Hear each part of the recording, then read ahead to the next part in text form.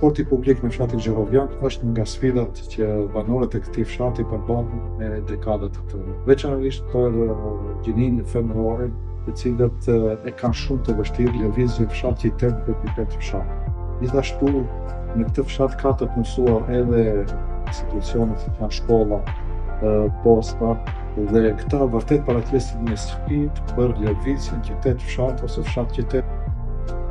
Tërsi të mëdha kemi pas gjithmonë për udhëtimin që kemi bërë nga qyteti deri këtu. Nuk ka pas transport të rregullt, prandaj jemi detyruar që të udhëtojmë me veturat tona personale. Тук съм грамотен во пошта Кажеровјана, околу 26-7 години работам тука. Наоѓаме некако како што може, некој со точак, некој со кола, некој со приватни, некој со другите средства да се наоѓа да одиме на работа.